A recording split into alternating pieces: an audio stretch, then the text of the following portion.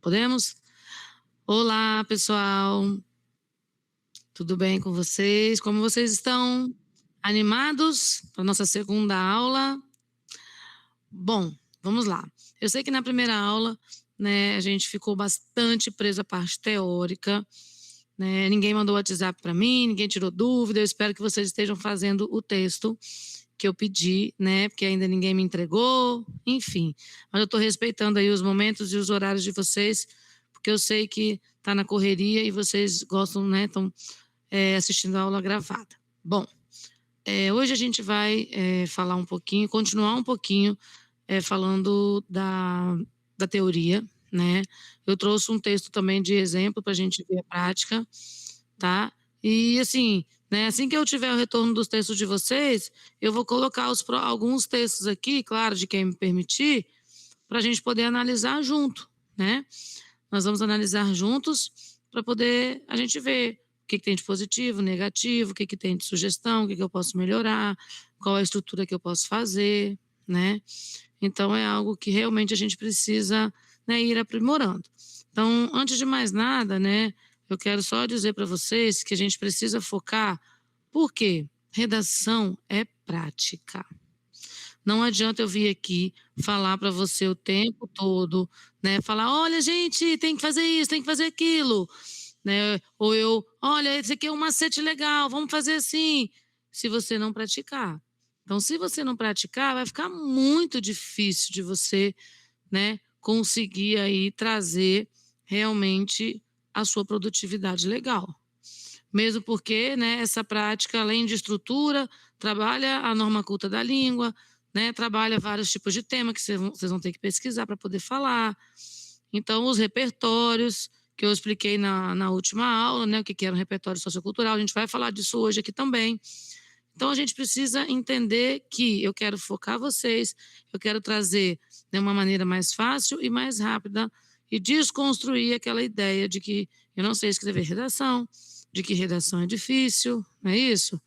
Então, quando a gente para fazer uma análise, né, quebrar esse tabu, porque eu quero ver vocês aprovados. Eu ainda vou comemorar essa vitória junto com vocês, tá bom? Eu vou compartilhar aqui uma tela agora, para tá dando continuidade, tá? E aí eu vou estar explicando e trazendo exemplo, né? Eu vou colocar um material na plataforma e vai ter aula também na plataforma gravada, beleza? Vamos lá? Bom, espera aí, deixa eu compartilhar.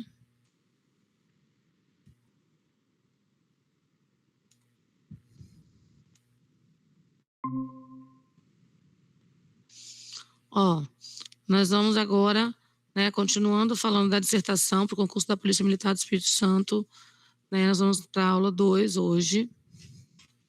Opa. Eu vou começar falando, eu tenho 2 pontos cruciais que eu vou estar abordando com vocês hoje, né. O primeiro eu vou retomar o que a gente viu na aula passada, sobre repertório. O que é mesmo repertório, gente? Quem se lembra? Repertório, né, é todo e qualquer conhecimento que você tem extra, que pode agregar na sua argumentação.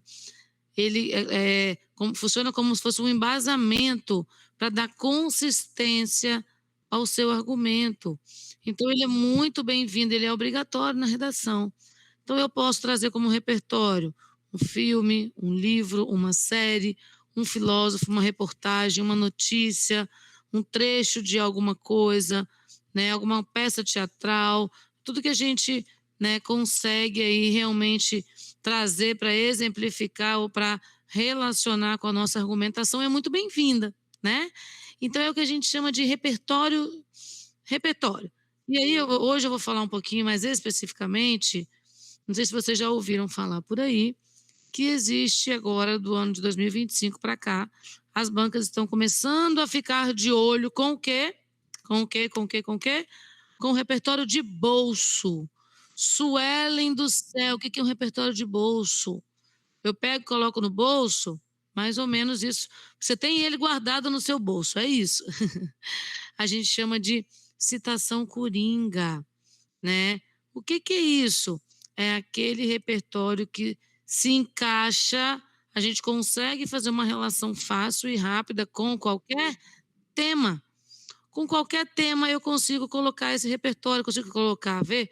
Eu consigo fazer uma relação, eu consigo, fazer uma referência, então ele vai dar consistência. Só que o que acontece? Muitas das vezes, né, quando eu pego, vou dar um exemplo aqui, Constituição Federal. A gente sabe que a Constituição Federal é uma lei, é a carta magna, tudo consta na Constituição Federal. Então, todos os problemas que eu posso discutir, né, sociais, humanitários, todos os problemas que eu posso, de diferentes níveis, tem alguma cláusula, algum artigo na Constituição Federal.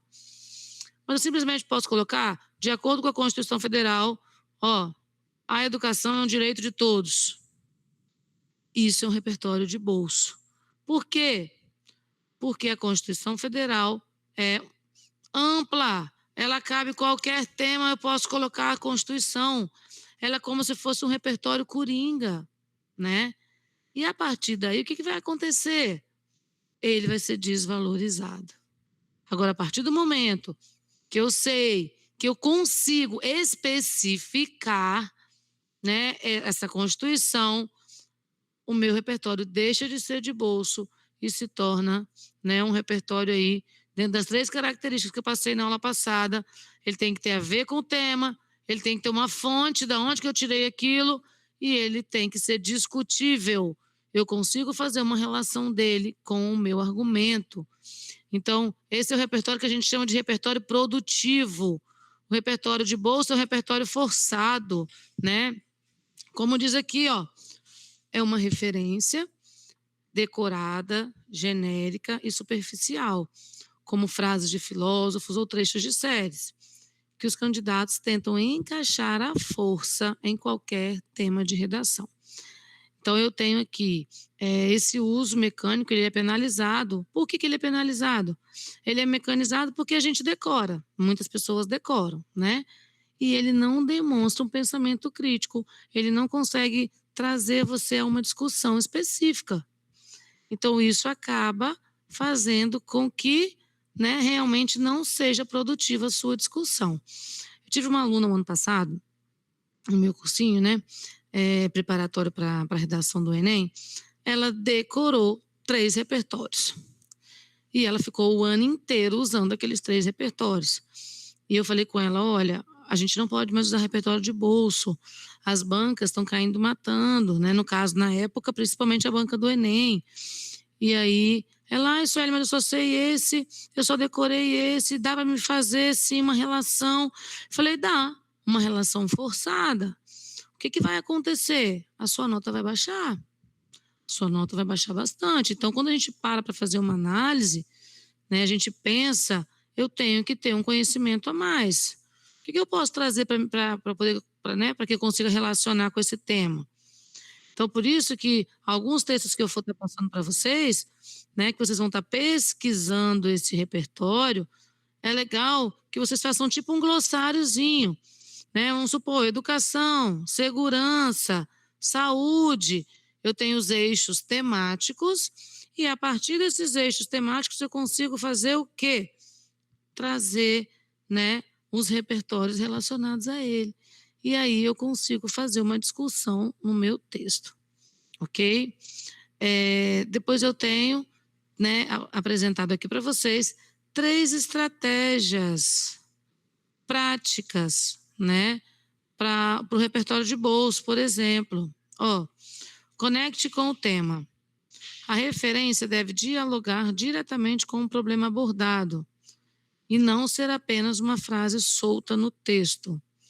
É o que eu acabei de falar para vocês. Se eu coloco lá a Constituição Federal, no artigo 6º, né, ó, diz que a educação é um direito de todos. O meu repertório não é mais de bolso. Ele é um repertório que pode ser produtivo. E aí eu vou, de acordo com a lei, né, eu vou estar discutindo a importância da educação e que ela é garantida por lei, então ela deve ser ofertada, né?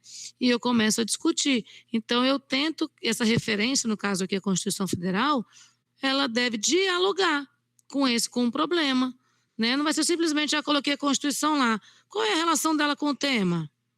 O que que ela vai reforçar na minha ideia? Então eu sempre preciso fazer o que a gente chama de contextualizar. O que que tem a ver uma coisa com a outra? "Ah, Sueli, eu coloquei o filme tal". Tá, você pode contar um trechinho do filme tal? Pode, desde que seja no máximo 3 linhas. E depois tem que fazer o quê? Uma relação do filme tal com o argumento do tema. Então você vai tentar me justificar, você vai me mostrar qual é a relação e por que ele prejudica tal coisa, por exemplo, né. Então, a outra estratégia é o quê? Explique a referência. O que é para explicar a referência? Não basta citar o autor, é preciso explicar o significado da obra com suas palavras e mostrar como ela apoia o seu argumento.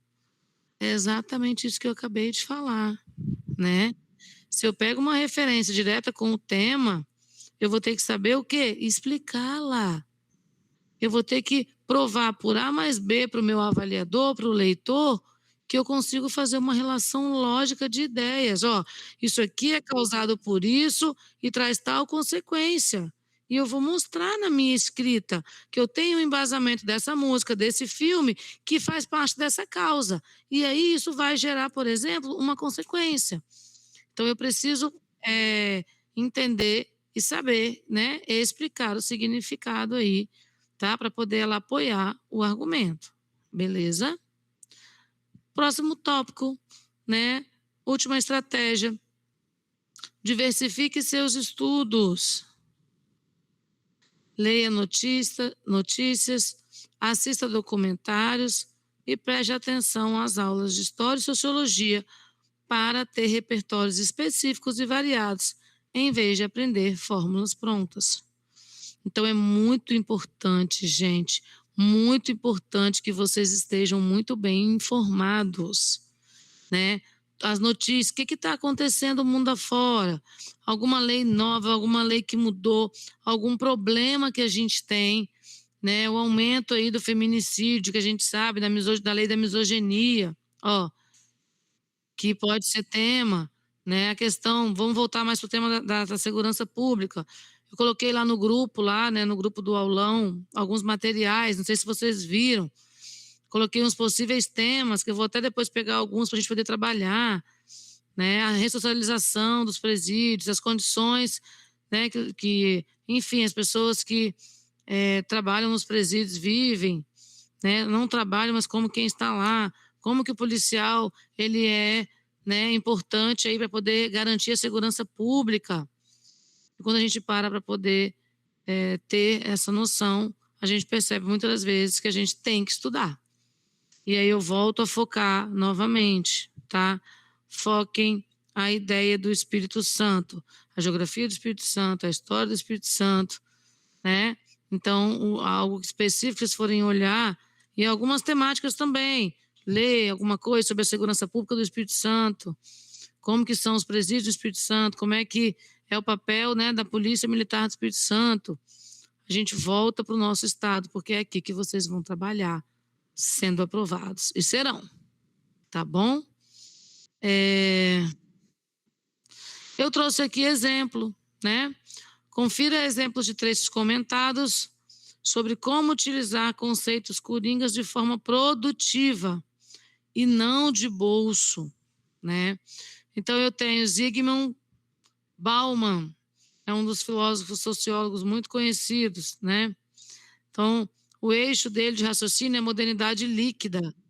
Que é isso, Suelen? Modernidade líquida é como que as coisas hoje não têm valor, é como que as coisas vão, né, como se estivesse indo pelo ralo. Vou dar um exemplo nas relações sociais, né, os valores das pessoas.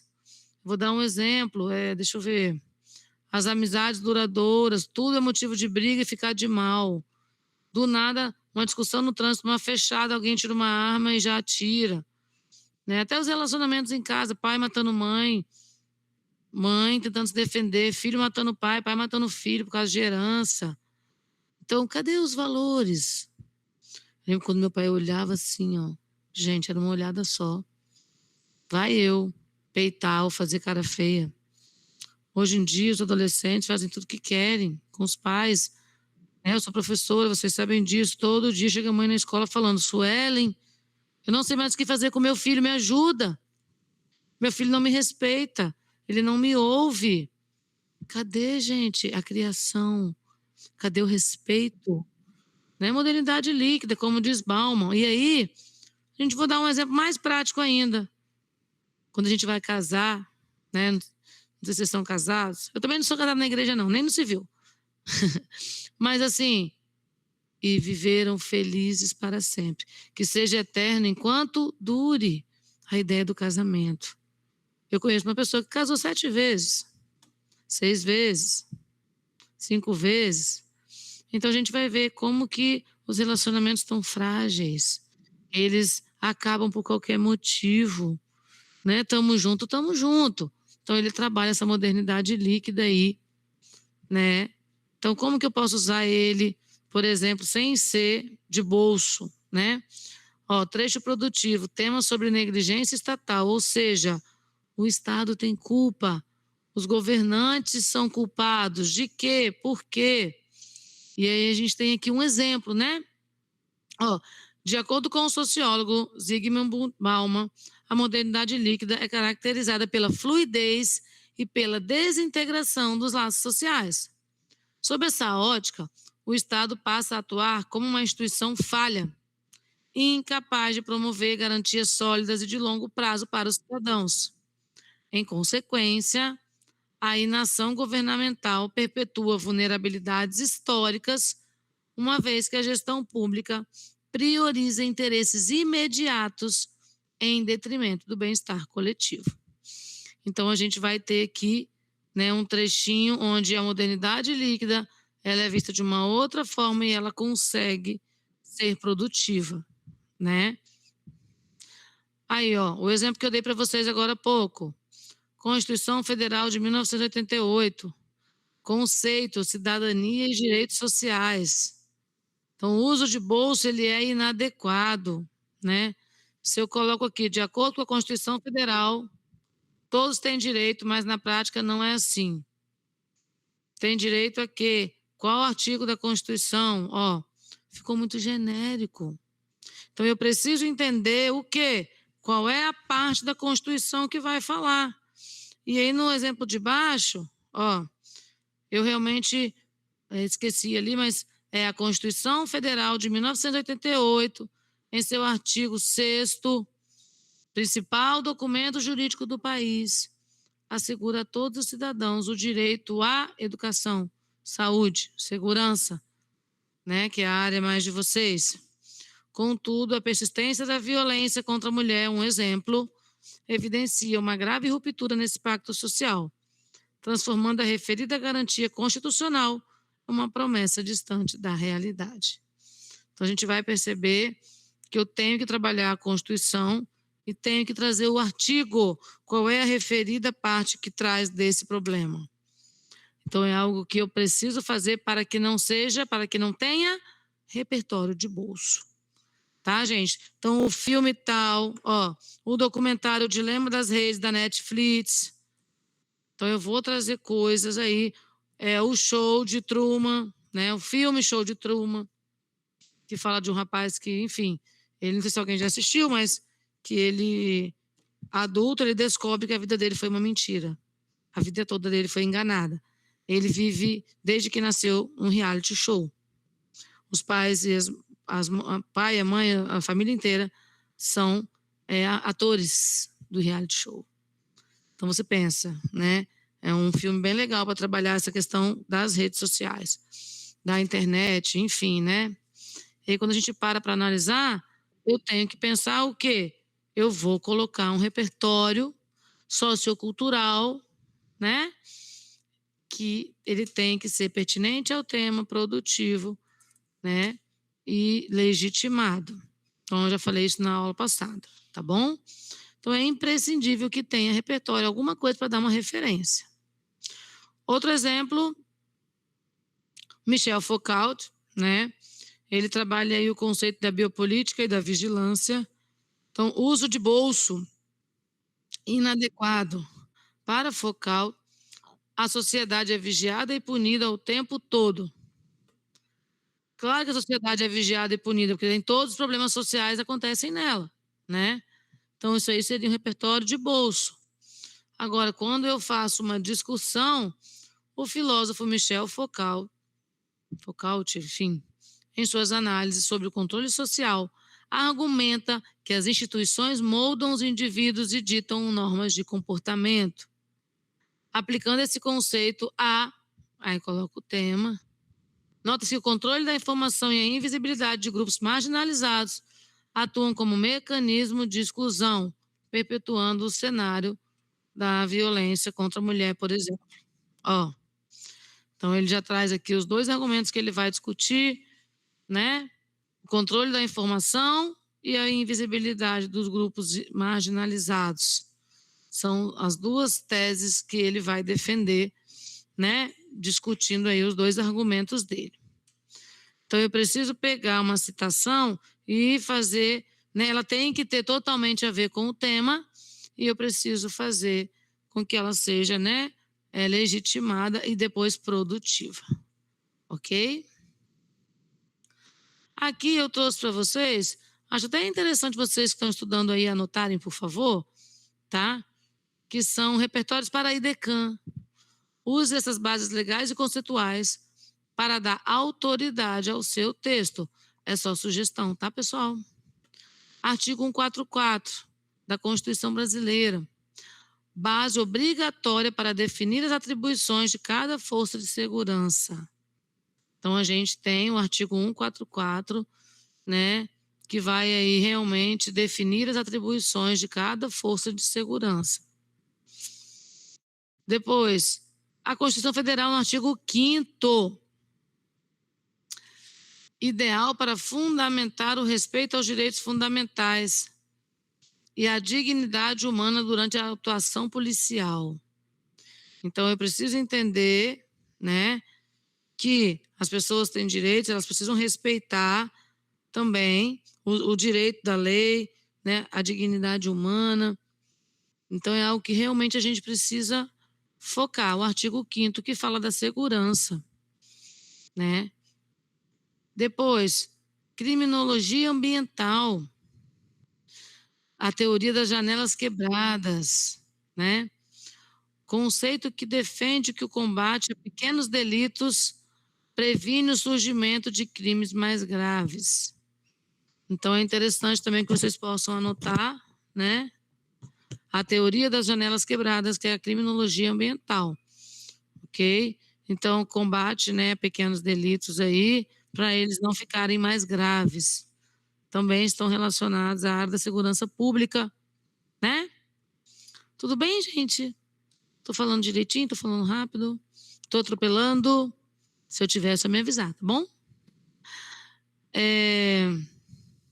Conceito de cidadania, de Thomas Marshall, mostra que a segurança é um direito social indispensável para o pleno exercício da cidadania. Claro, né? Segurança é um direito social e aí a gente precisa dela enquanto cidadão. Então eu tenho o conceito de cidadania de Thomas Marshall. Também é um repertório que vocês podem usar no texto de vocês, ó. Nós temos 4 aí voltados para a área da segurança pública. Então a gente tem que ficar atento, hein? Tá bom? Bom, saindo da ideia de repertório, só lembrando então para finalizar, o repertório ele tem que ser pertinente ao tema, depois legitimado e depois produtivo, que é a parte mais importante, que é a parte contextual, onde ele vai contextualizar o texto e vai discutir os argumentos defendendo o seu ponto de vista. Ok? Então, os repertórios eles são imprescindíveis para a argumentação. Não tem uma obrigatoriedade, mas eu vou mostrar daqui a pouquinho para vocês um esquema em que esse repertório ele vai colocar sua nota lá em cima e eu sugiro usar 3 por texto. Um na introdução, um no D1 e outro no D2, só na proposta de intervenção que não vejo necessidade. Ok, pessoal? Tudo bem? Vamos lá. Agora a gente vai falar de conectivos. O que que são conectivos, né? Obviamente a palavra conectivos ela vem de conexão. Eu preciso fazer uma conexão com, né, uma conexão, por exemplo, de viagem. Né, esse tempo atrás aí eu tive que dar um pulinho pela escola, né? Eu sou mentora na rede. Eu tive que dar um pulinho e ficar lá uns 4, 5 dias lá em Brasília. E na volta eu peguei uma conexão para chegar aqui em Vitória. Meu Deus do céu. Então, conectivos servem para conectar, claro, né? Servem também, textualmente falando, para garantir a coesão e a coerência do texto. Beleza? Então, aqui eu coloquei, ó, são palavras ou expressões que ligam orações e parágrafos. Na redação, eles são essenciais para garantir a coesão e a coerência do texto, um critério de avaliação que pode custar pontos preciosos se usado incorretamente. Vocês viram quando eu coloquei, né, no aulão do cursinho, eu coloquei na primeira aula também, eu falei, a gente precisa entender, né, a importância, tá? Então eu tenho palavras ou expressões que ligam orações ou parágrafos. Quando a gente faz uma análise do conectivo, o conectivo tem um peso só dele. Não sei se vocês lembram no dia que eu mostrei, para toda a parte de conectivo vale 12,5. Pensem como que tem muita coisa, né? E aí a gente faz as conexões. Toda vez que eu colocar um ponto final, eu vou colocar um conectivo. Coloquei um ponto final, vou colocar outro conectivo. Diferente. Não posso repetir conectivo, ok? Então eu tenho aqui, ó, além de garantir a coesão e coerência do texto, né? Ele vai dar uma sequência lógica de ideias, ok? Vamos aplicá-los em cada parte do texto. Desenvolvimento, ó, ligar os argumentos. Para iniciar os parágrafos de desenvolvimento, use conectivos de continuidade ou enumeração. Para iniciar o primeiro parágrafo, né, diante desse cenário, em primeiro lugar, em primeira análise, em primeiro plano, inicialmente urge destacar, eu posso colocar, né, tanto retomada quanto advérbio. Em primeiro lugar é um advérbio de quê? Um advérbio que indica a ordem, né? Então, isso acaba facilitando a vida de vocês. Então, sempre que eu vou iniciar o primeiro parágrafo, eu vou usar um desses conectivos. Eu já até mandei uma atividade, né, uma apostilinha aí de um PDFzinho no grupo do aulão, que tinha vários conectivos, desculpa. Vamos lá. Eu tenho, como a gente vai aplicar eles no texto? Desenvolvimento, ligar argumentos. Então, a gente vai para o parágrafo 2, né? Eu estou ligando os argumentos, já falei do parágrafo 1, dos conectivos que eu tenho que usar. Agora eu vou para o parágrafo 2. Eu vou usar sempre uma ideia de adição, tá? Eu sempre vou adicionar algo do parágrafo 1. Então, eu vou colocar ademais, em segundo plano, em segunda análise, outro sim. Eu vou usar, além disso, também eu posso colocar, né? Eu posso colocar destarte, dessarte. São tudo conectivos que usam-se obrigatoriamente para iniciar o segundo parágrafo. Pessoal, lembrando, só não vai ter conectivo quando começa o texto, tá? Toda vez que eu tenho um ponto final, eu terminei um período.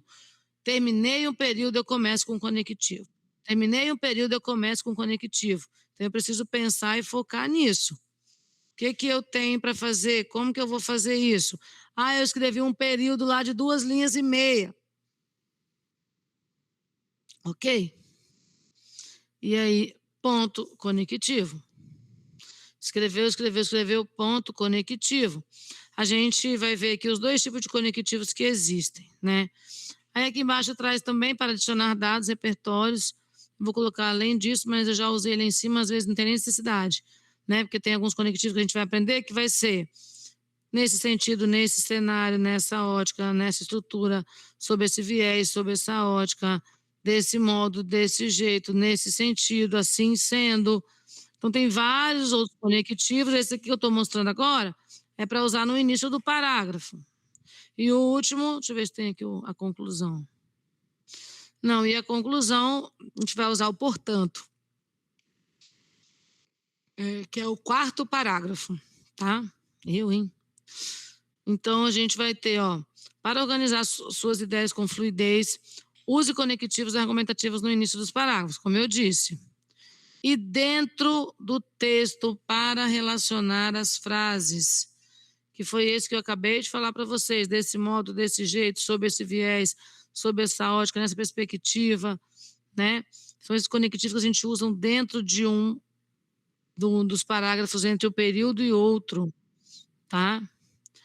Então, a gente vai ver esses conectivos aí no início do texto e depois, eles dentro do texto, eles vão servir para relacionar as frases, tá bom? Conectivos recomendados pela IDECAM. Ó, para enviar o desenvolvimento 1.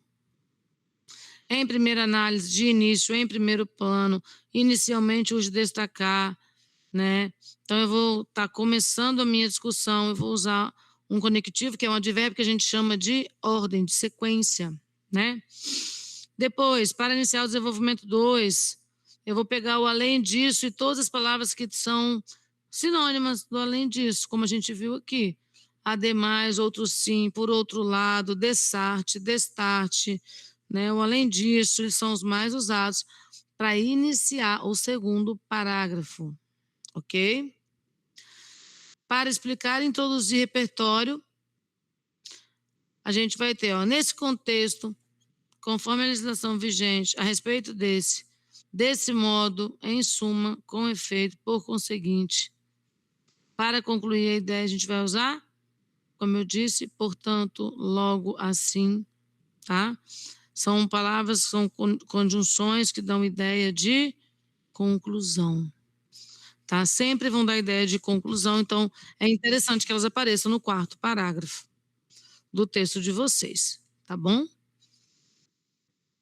Ó, aqui eu tenho conectivos interparágrafos, conectivos depois intraparágrafos. A gente vai entender um pouquinho melhor sobre isso. O que é isso, Sueli? Conectivo interparágrafos. É quando eu tenho um conectivo, quando eu vou começar um parágrafo novo. Comecei um parágrafo novo, coloquei conectivo. No caso do texto de vocês, que vai geralmente de 20 a 30 linhas, a gente vai trabalhar com 3 conectivos, né? Que pode ser inicialmente no segundo parágrafo, ademais ou outro sim no terceiro parágrafo e o portanto ou logo no último parágrafo. Então, os conectivos, eles vão ser fundamentais, né? Fundamentais para a gente fazer uma ligação. Por quê? Porque os conectivos, ó, vamos supor que você tem que fazer, acho que eu já falei isso, uma coxa de retalhos. E você vai costurando um retalho no outro, vai costurando, lá e cá, lá e cá. Vai ter um momento que você vai falar assim, acabei a minha coxa depois de muito tempo.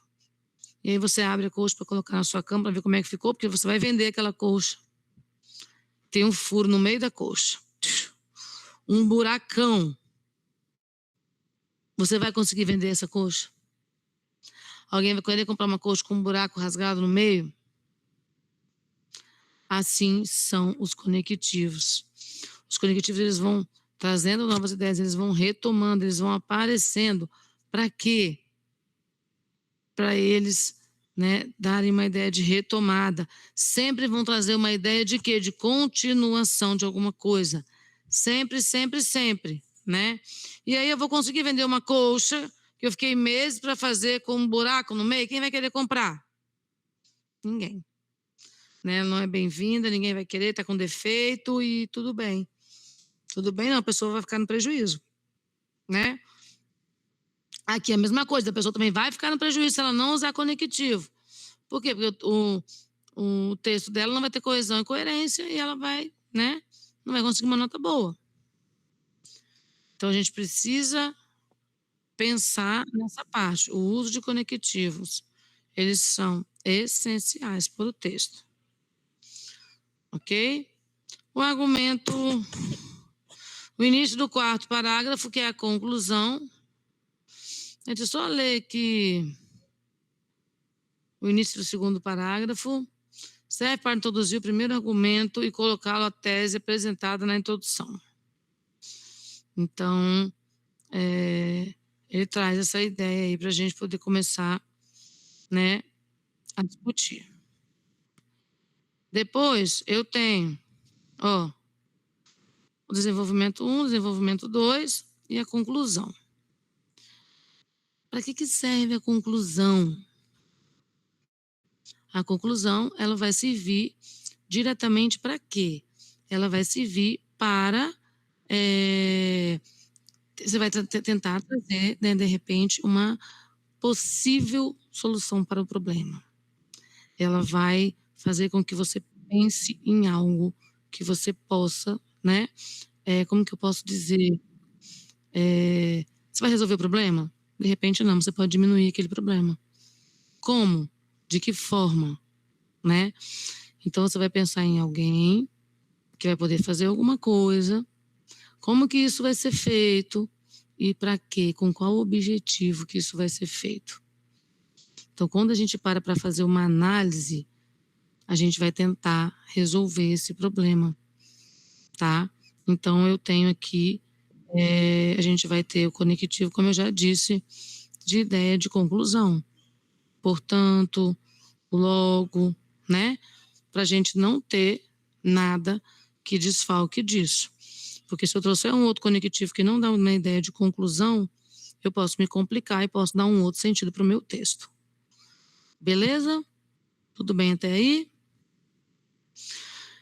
E aí eu vou ter, como eu já disse, os outros conectivos, que a gente chama de intraparágrafais. O que é isso? Dentro dos meus parágrafos, né? Não sei se vocês vão lembrar, mas na aula anterior eu falei sobre período. Período é quando eu vou de um ponto a outro. Letra maiúscula, de um ponto a outro. Letra maiúscula, de um ponto a outro. Eu vou mostrar para vocês que o ideal, né? Mais para o final tem um esquema, tem um macetezinho. O ideal é que eu faça 3 períodos por parágrafo. De 3 a 4 períodos, não mais e não menos que isso, tá bom? Então, os conectivos que vão ser usados dentro do parágrafo, eles vão organizar as ideias e garantir a fluidez do texto. Então, eles têm várias funções lógicas. Aqui eu coloquei alguns exemplos, tá? Soma e continuidade, né? Nós já vimos aí, eles aparecem muito no interparágrafais. Além disso, ademais, outros sim. Oposição, contraste, isso aqui tem que tomar muito cuidado quando você vai opor uma ideia, né? O 3, que é um dos mais usados, ou mais usado, causa, consequência e explicação. Né? Os textos, geralmente, eles são voltados para a causa do problema, que no final da discussão vai gerar tal consequência. Trabalho causa, D1, desenvolvimento 1, causa, discussão, consequência. Desenvolvimento 2, causa, discussão, consequência. Quem tem nesse meio aí? O repertório. Eu preciso desse repertório. Tá bom, gente? Tudo bem? Aí tem alguns exemplos, né, que a gente usa muito dessa forma, Depois, eu tenho particularização e ênfase, né, que são bem úteis aí para a gente trazer a ideia do repertório sociocultural. Eu gosto muito, né, sob esse viés, nessa perspectiva, sob essa ótica, nessa conjuntura, né? Então eu gosto muito de fazer essa retomada aí voltada para isso, tá? Então a gente vai pensar dessa forma e saber que os conectivos, eles são imprescindíveis no nosso texto. Não sei se vocês vão lembrar do aulão que eu dei. Opa! Ai, meu Deus, calma aí. No aulão que eu dei, eu disse, só a parte do conectivo, coesão e coerência, a questão da lógica, vale 12,5 pontos dos 40. Então, é muita coisa, né? A gente tem a parte de português, regência, crase, né, as partes mais difíceis, e eu tenho 12,5 para coesão e coerência, fluidez do texto. E aqui, deixa eu ver se eu coloquei aqui rapidinho. Ah, coloquei. Ai, meu Deus. E quando eu falo diretamente dessas ideias de conectivos, né, eu vou estar trazendo o que para vocês? Eu vou estar trazendo também que eu preciso ter um domínio que eu não posso repetir.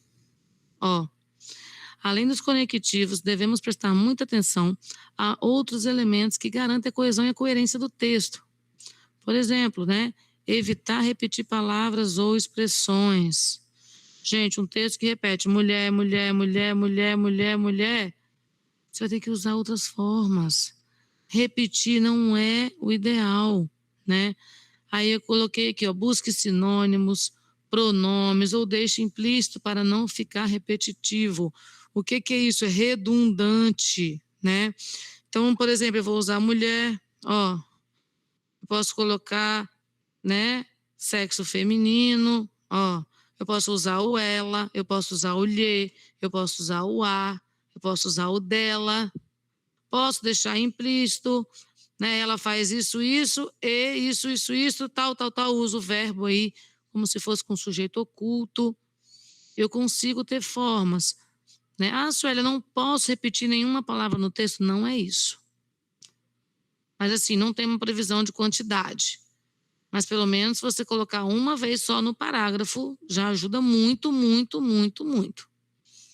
Então prestem muita atenção, escreva com as palavras de vocês, vê em um sinônimo, uma palavra que pode substituir, né? Isso é importante também na hora de fazer texto, você pesquisar isso, tá? Poxa, sempre cai a palavra tal, né? Geralmente cai a palavra tal, sei lá, violência, sinônimos para violência, segurança, sinônimos para segurança, ressocialização, sinônimos para ressocialização, tá bom? Preso, detento, sinônimos para isso. Então a gente acaba fazendo o quê? Ó, eu preciso ter uma ideia para não repetir, repetir, repetir, repetir. Conectivos é a mesma coisa, gente. Ó, os conectivos aqui, eu não posso repetir conectivo. De jeito nenhum, tá? Para não ser, claro, para não ser descontado, né? Ó. Ah, Suelen, mas eu não lembrei. Eu coloquei o mas. Gente, eu tenho mas, eu tenho porém, eu tenho entretanto, eu tenho todavia, eu tenho no entanto. Todos eles têm o mesmo sentido. Então eu preciso entender o que eu estou trazendo e o que eu vou estar diferenciando disso, para não repetir. E lembre-se da colcha de retalhos, que a gente tem que ter uma ideia lógica. Ó, eu trago a causa, depois a consequência. Eu trago a causa, depois a consequência. Eu discuto o problema, depois eu trago uma possível solução para ele. E eu vou seguir essa linha de raciocínio para poder não me perder. Beleza? Que eu acabei de falar aqui. Avalie a sequência lógica dos seus argumentos, uma coisa que leva a outra. Isso se chama coerência. A gente ouve muito falar de coerência na fala. Você fala uma coisa e faz outra. Então você não tem coerência nas suas atitudes. Né? Em alguns reality shows por aí a gente ouve falar, fulano não tem coerência na fala dele, porque ele falou uma coisa e fez outra. Então é algo que a gente realmente passa para fazer uma análise, né? Meu Deus, parei, ai, quase quebrei o microfone. Parei para pensar. E aí eu tenho que ver se estou tendo lógica de ideias. Bom, dicas de ouro, né? Só para poder relembrar aí essa parte. Dentro e fora dos parágrafos, intraparágrafos e interparágrafos. Use conectivos tanto para iniciar os parágrafos, com exceção da introdução, óbvio, quanto para ligar frases dentro de um mesmo parágrafo, que é intra, dentro, fechei um período, conectivo, fechei um período, conectivo. A gente vai ver num exemplo daqui a pouquinho, tá? Evite repetição, acabei de falar, né, para não usar o mesmo conectivo, nem a mesma palavra, nem a mesma expressão. Ficar repetindo várias vezes no texto, isso prejudica muito, né? Saiba o sentido dos conectivos. Isso é importante também. Use os conectivos corretos para não mudar o sentido do que você quer dizer, né. Então eu tenho que saber o sentido, eu vou usar lá embora, o que que significa o embora? Tá me dando ideia de quê?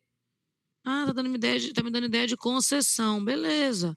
Já que, o que que significa o já que? Então eu vou usando aqui alguns conectivos, eu tenho que saber qual é a relação dele. O porém tá ali fazendo o quê? Ó, e aí eu tenho que saber para poder não dar para trás, beleza? Tudo bem, gente? Bom, antes disso daqui, deixa eu só dar um exemplo para vocês. Não, aqui. Ó, eu trouxe esse Wordzinho aqui com essa temática. Olha só, ó, eu tenho 4 parágrafos para vocês entenderem. Ó, e o tema é acesso à saúde pública das pessoas marginalizadas. Como a precariedade desse serviço reforça a exclusão social. E aí, eu tenho aqui, à luz da Carta Magna Brasileira, a assistência aos desamparados é um direito social. Entretanto, essa não tem sido uma realidade plena das pessoas marginalizadas, tendo em vista a precariedade do serviço de saúde pública ofertado a elas. Logo, discorrer sobre os seguintes aspectos é essencial: desigualdade e omissão do Estado. Então, aqui, quando eu faço uma análise, eu vou ter essa ideia, né, dentro de uma estrutura. E aí é algo que realmente, eu vou ter que saber o que que tem, né. Como? Primeira coisa, eu vou fazer uma análise. Ó, essa análise aqui, tá vendo? Eu tenho uma análise do tema. Quais são as palavras principais? Eu preciso entender. Se eu vou fazer uma análise, primeira coisa, eu preciso fazer essa interpretação. Quais são as palavras principais desse tema? Acesso, saúde pública, pessoas marginalizadas. Eu já tenho aí acesso, saúde, marginalizadas.